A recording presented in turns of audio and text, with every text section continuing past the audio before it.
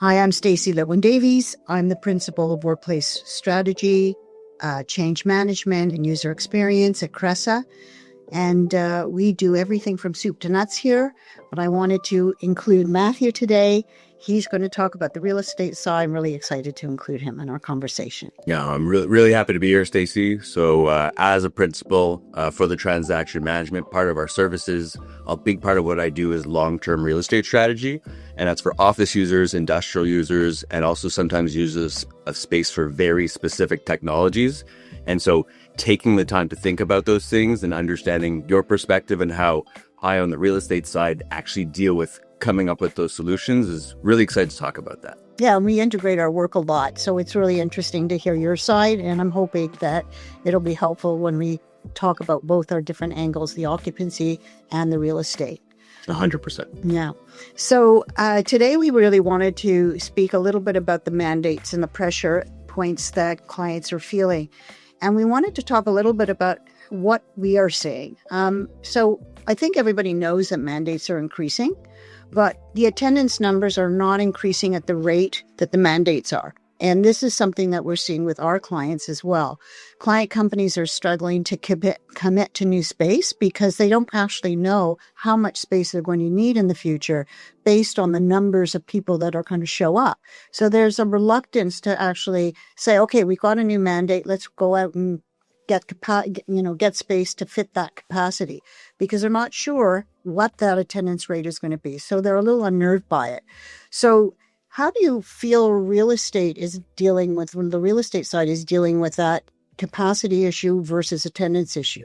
So I'd say I think a big part of what we're trying to do, and I say there's two parts to it. It's really about building and flexibility.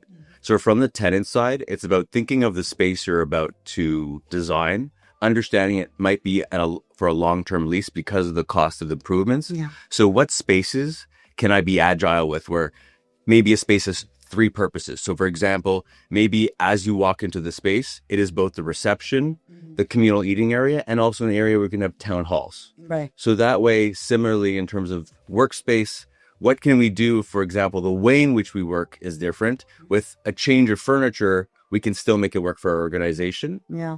And then the other thing I'm finding is thinking about creative landlords who are potentially taking empty office space and turning it into communal areas for their tenants. A good example of that is you might need a large boardroom of 15 plus people, but you only really need it every 3 months. Having that as a common amenity in your building that's shared with other tenants in commons means that you can take the expensive and valuable real estate you have and use it for things you're going to use more often, but still be in a building where you could accommodate those things when you do need them.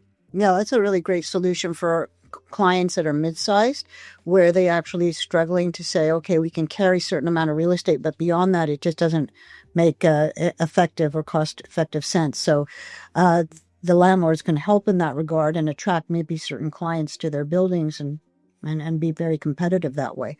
So in terms of whether mandates are actually successful and what we are seeing with our clients, well, it's sort of a mixed bag. It's not like mandates are successful. They just aren't across the board. So we see it in a sector variation. So for example, with fintech or finance, we're seeing that those clients don't necessarily need to push all their staff to come back. They don't need to mandate. We're seeing clients not putting mandates forward because people will come in on their own accord, because there is actually a financial benefit to individuals in that sector to actually spend time with their network and their colleagues. In other sectors, let's say the NGO sector, the government sector, not so much, because actually there's no financial incentive for those people to show up necessarily. And in a way, there's a disincentive because it's expensive for them to do a lot of commuting, to have extra daycare and so forth. So the sectors vary tremendously in terms of whether the mandates are effective, and not all sectors are actually pushing mandates really hard. So that in that sense, the media is not necessarily getting it completely right, because there's too much variation to say this is what is happening. Right. In terms of enforcement is another issue. And we're seeing, whether a company wants to do any enforcement, but the term enforcement often implies to people something draconian, but it doesn't have to be draconian at all. It can be just based on a light touch approach, which is we have a sense of who's coming in, how often, we're monitoring it. And we see some of those people who are really falling off the edge, the real outliers who never show up. Maybe there's a little bit of support that can be pushed in that direction. You don't have to be draconian to make it work, but there's a lot of resistance to putting in any enforcement. In terms of geography is a big issue. I have clients who have multiple offices across the country and the world, and the teams are spread out across geographies. So you may actually have a team that is not anywhere near where you happen to be working. So you may be working in an office in, I don't know, Toronto, but your full team is spread across the world or through the United States or across Canada. So the need for you to spend face time with with the people that are in your home office is much reduced. You don't really need to be there. So geography plays a big role in whether, coming into the office makes a lot of sense for people. In terms of mandates affecting real estate, do you see it from a real estate perspective and how companies are making decisions? Are they concerned about the success or the failure of their models, of their hybrid models, and whether they're going to actually get people into the office and what their commitments are going to be to real estate? So there is certainly definitely concern, but I think where we're seeing the winning strategy is really understanding what are you trying to achieve as an organization and how space can make that possible. So if I can think of in my head, 2 clients that I work with and they're direct competitors in the same industry. And while it's important to understand industry trends, the most important thing is to understand what you want as an organization and how you service those that you were trying to serve in terms of your client base. And in terms of these organizations, they have 2 very different models and both work for each because of the type of organizations they are. Right. So in the first case, you have an organization where they mandate 3 days per week. It's different days depending on the team so that they can save on their real estate spend because there's some sharing of desks. And the thing that they really wanted to achieve, they wanted to make sure that there was organic pre-pandemic conversations that would have, such as the water cooler talk or the offside after a 10-person meeting in a boardroom where 2 people meet after to discuss and provide their feedback. Those things weren't necessarily happening in the same cadence when people were meeting virtually. Right. So it was very important for them to get people in the office. Right. The other organization, at a total contrast, they have office space, but they're very much virtual first. Yeah. And for them, it's more about, we want the best people working for our organization. And we feel we can manage to have situations where people really are having meetings, even if they're 5 kilometers apart or 500 kilometers apart. So totally different cultures. 100. So same culture, very similar businesses. I know the 2 you're talking about, but they're so similar. And the staff may move between these 2 companies at different times. And yet they're moving from one very different culture to another. And it's expressed in the way that they're using space. No, 100%. And so, for example, that second one, the fun thing they're doing is, again, they're cutting down their space a bit, but it's not as if there isn't space. It's more so that they have a certain amount of offices. Sometimes they have multiple offices in a market. You can go to any office you'd like, whenever you'd like. And generally the only mandatory attendance is, let's say, for example, someone key you work with in another city happens to be in your town. Then they may require people to be able to meet in person because there's just something about being able to see and talk to people in person. That's occasional. That could be maybe once a month, once a quarter, all subject to the team. Right. See, I have a client right now, which it's a really interesting case where they have a mandate. They're supposed to be in the office 3 days a week, but people are not showing up in the numbers that they expected. And when we dug down, what was very interesting to see is that the mandate was being satisfied mostly by the more junior, intermediate, or junior staff. Senior staff, leadership were not showing up. And they were not showing up even once a week. So, and when they were showing up, they were going to one office, not necessarily the office where their team were. So the one that was most convenient for them personally. So what we wanted to discuss with them is, what did they really want out of their mandate? what were they hoping to achieve out of their mandate? Because actually, the staff were hoping to spend some time with senior leadership and management because that's how they learn. But if their leadership and their senior management don't really show up, then their feeling of purpose of coming was really diminished. And this came out in conversations with them. So, and we helped to restructure that model enough so that they actually got some equity in the way that things were working for them. And it sort of changed the atmosphere, but they didn't have to change their space to achieve it. They just actually had to alter their model slightly. So it was really a very much a change management program in order to achieve an improved outcome. I'm not sure everybody was thrilled with it, but I don't even think their leadership and their management realized the schism or the difference in what was really happening, because the individual leader wasn't realizing that all the other leaders were also not showing up. So that was an interesting learning.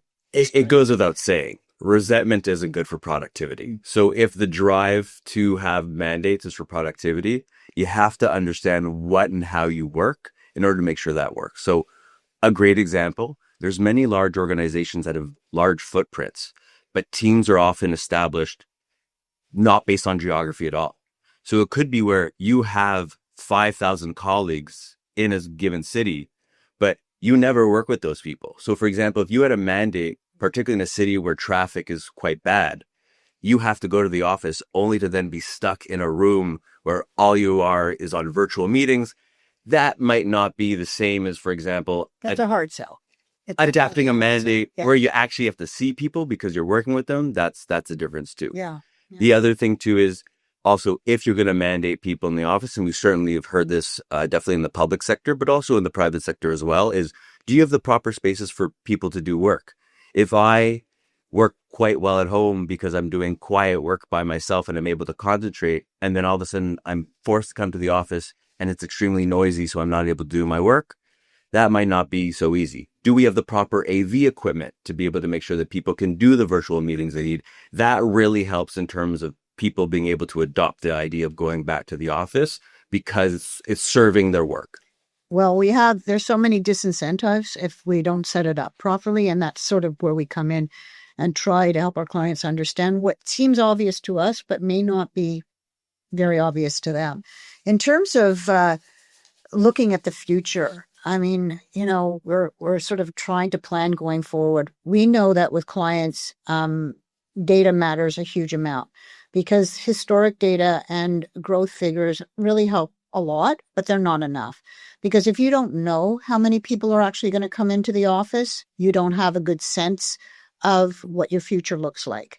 So when we help our clients, we actually use comparative data sets that might include things like postal code data, attendance data, demographic data. And when we triangulate that or compare that, we start to see what the future patterns will look like. And it can be very revealing about what their planning should start to look like. And it's easier for them to plan their future with that knowledge, which they think is almost impossible to create. But that picture can start to emerge when you really look at data, and data will give you a story. Also, in terms of understanding what you really want out of your office. So in terms of trying to say, okay, well, what do we really want? Do we want community? Do we want loyalty? Do we want build culture? All of these are very important aspects of saying being together actually makes a difference. But not every company will agree with that purpose. But if you understand your purpose, your future starts to emerge from that purpose. In terms of real estate, when you're talking to your clients, when you talk to them about what does your future look like, what kind of response do you get these days? I think it's sometimes very unclear. I think it's often because we have a knee-jerk reaction sometimes to look too much at the headlines. And so, for example, where you had a couple of years ago, people being adamant that the office is dead and no one would ever return. And now you hear headlines of everyone will be forced to come 5 days a week. Focusing too much on those things, especially because, again, a lease is generally a longer term commitment. It's really about, to your point, thinking about, regardless of what's happening outside and in what situations would you, as life pivots, as the world changes, as the availability of employees changes. So for example, you could have a good job market, you could have a bad job market, you have good economy, you could have bad economy. It's really when you're doing your long-term planning, and we certainly suggest you do at least 2 to 3 years before you're thinking about making that move. Understanding in all those different scenarios, what would your company, knowing the type of organization you run, how would space be able to achieve those different things? And that way, again, you're putting in that agility to make sure that when you sign that lease, that space won't just cover what's in vogue in 2026, but scenarios that might happen in the future. I think that we have, in a way, a duty to our clients to start helping them think about what are other solutions going to look like. And, we are really interested in looking at how people are actually drawn to spaces, because there are parts of the design world that design for environments where people don't have to go. Museums, restaurants, retail, and hotels, leisure. And they've always had to design things to draw people in rather than to mandate them to come. So I think that there's a lot to be learned from what others are doing. The more insights, the better. And in terms of insights, just in terms of the collaboration that we do together, I think it's also really important that people do not work in a vacuum to understand their needs, because the real estate market changes, and real estate is very much something that's physical and can't easily be amended. So if people are planning for something that doesn't actually exist, or something that's very high in demand, it's important to understand budgets, things of that nature. And that's why we're often working in tandem with each other, so that you make sure that the plan is actually meeting what can actually physically occur based on what's out there. We do have the real world to contend with. We always have to do that. Yeah. And I want to thank you, Matthew, for joining me today. It was fabulous. It was great. Thank you. Pleasure.